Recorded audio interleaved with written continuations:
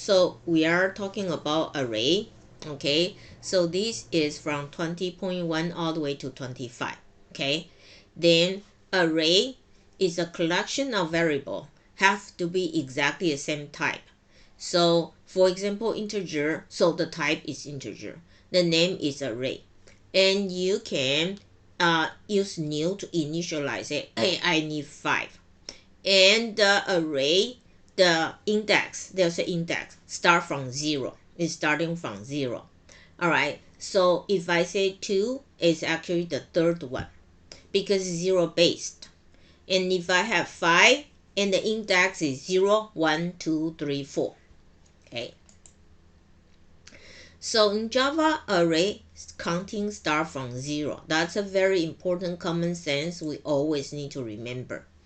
And to initialize array, you just say array string, you put a square bracket, you indicate you are doing array right now. So you have A, B, C, D, and you're going to have 4 elements. If I put my name 2, 0, 1, 2, so you will display C.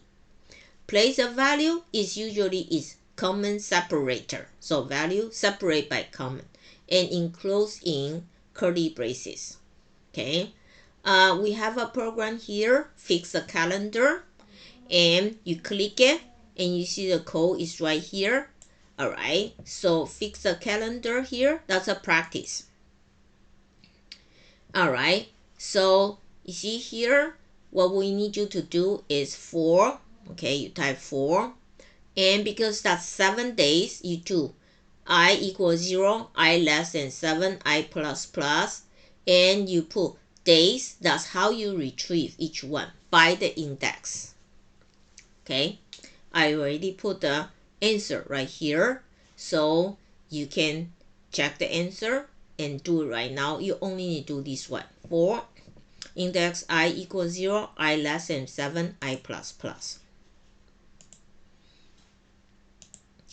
All right, and we finish, and we are going to move on to do the second one, summing element. So that's very important. We're going to summing element right now. So the one of the reason to summing, and when you do the for loop, and you notice we for loop usually work with array. So normally we just do the array length. For example, right here you can access the length of array by length. So integer, there's this indicate it integer intarr is array, have 5 elements, and you can print out the length, and the length will be 5 here. Okay, but the index is from 0 and to 4. Very important, got to remember this function, this method is called length. Fill in the blank to retrieve the number of elements is called length. We just need to remember that. An array, all right, so now you can know how to set and get array. All right, so for example here, an array, I have this number right now, and x equals 0, x less than the length, x plus plus. We tried this before, and just one by one. So this will take the 6 to the sum, then plus 42 plus 3 plus 7. The important thing we learn is the length. In this code, we declare a variable sum to store the result and assign to 0. We try to practice on chapter 6 several times. Then we use the for loop to iterate through the array and add each element of value to the variable. So don't forget that is starting from 0 to the length minus 1. Next, we're going to try a practice called summing multiplier. So you click on this one. So this program is here. You're giving a program that takes a length of array as a first input. For example, I take 5. So right here, integer length equals scanner dot next in. Now this I take, I know might have 5 right now. Okay, then I am going to read the rest of them. So I'm going to do I less than 5. Okay, so I'm going to do 5 times 1 2 3 4. I'm going to read the 5 of this element, and this we pretty much is going to use what we learned from chapter 5 and 6. We declare sum equal to 0, I equals 0, I less than the length. We already have the length right here. You see the length here? Or here you can do is array dot length. Okay, same thing. You can do this is array dot length. Then if the variable is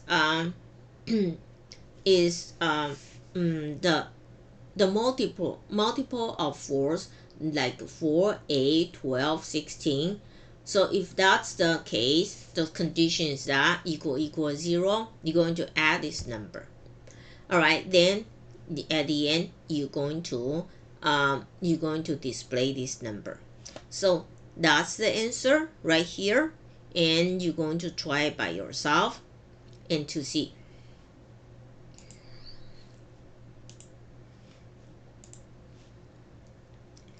And we'll continue for array, and very important, we're going to learn something called enhanced for loop. All right, so for loop, you can do for integer I equal this and blah blah, but there's an easy way. The easy way is this: you create an index t, and then you don't need to be worried about 0 this and that. Just t colon array's name, it will print it out for you automatically. Isn't that cool? Alright, so the enhanced for loop declare a variable of a type compatible with the element of the array being accessed. The variable will be available within the for block. Okay, just for block.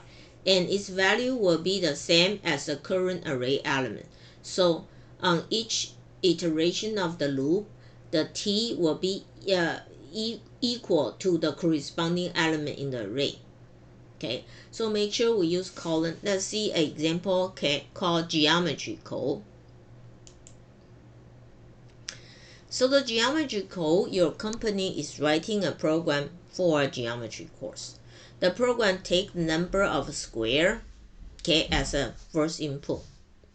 All right, then create an array and then take the size of the square as its element. Write the part of the program that receive a list of square size and print the area of the area those square are used. So here here if I do 2, I'm going to read 2. Okay, so at 2 I redo 2 and I read this 2 number. And what happened is that these 2 number I read, I'm just going to square them. So I create variable called x inside my array called size, and I'm just going to do whatever number in square. Okay, so that's a square, that number. Okay, all right, then let's continue here. We're going to give you time to finish, but right now just scan through it here. All right, so we're going to, most important is multidimensional array. Multidimensional array is 2 dimension. If that 2 dimension, I put 2 bracket, and here you're going to 2 sets of curly braces. So these indicate you have 2 rows. These 3 number indicate you have 3 columns. All right, so and for each one you are going to use the mathematic row number and column number here. All right, so in mathematic I am going to show you right now, and for mathematic is like this. So I am going to draw like this, and that's 2 row, right? So I'm going to put 2 row and 3 column, so that's 3 column.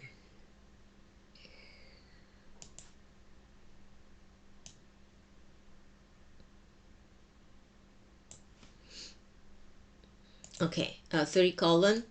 Okay, then we are going to do the same mathematic like a metric. So this column is 0 colon 0.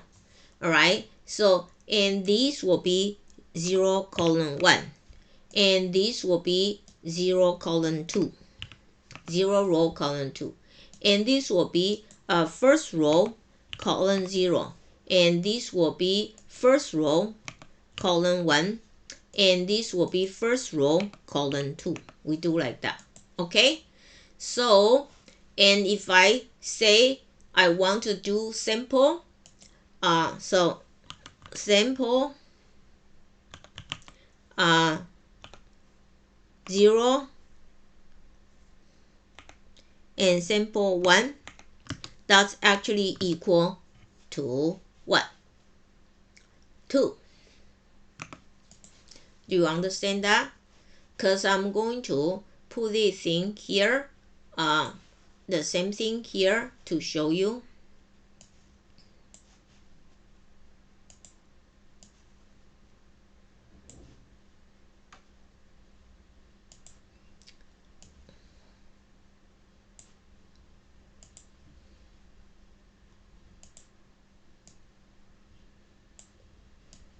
So here, actually what you put is 1 here, and 2 here, and 3 here, and here what you put is 4 here, and 5 here, and 6 here. All right, and the index will be this number, index 0 0. How about 5's index is 1 1, sample 1 1. All right, so the two index we usually call row index and column index. Okay, do you understand that? Yes or no?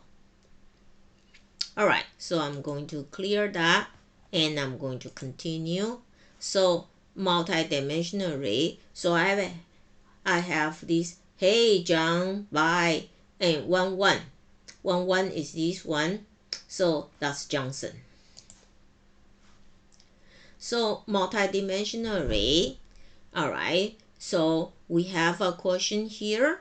All right, so you are giving a 3 by 3 matrix here. So I run this here. So I'm giving this matrix. All right, so this 3 row and 3 column. So what you need to do is 3 row and 3 column, and your matrix it need to your matrix will be ij. Okay, that will be that will be this example. Then once you finish here, once you finish this multi-dimensional array, then we have a example continue here. Then we have a we have a quiz and code project. So the code project is right here. So and that's a solution. So this is chapter solo learn array, and I hope you like it.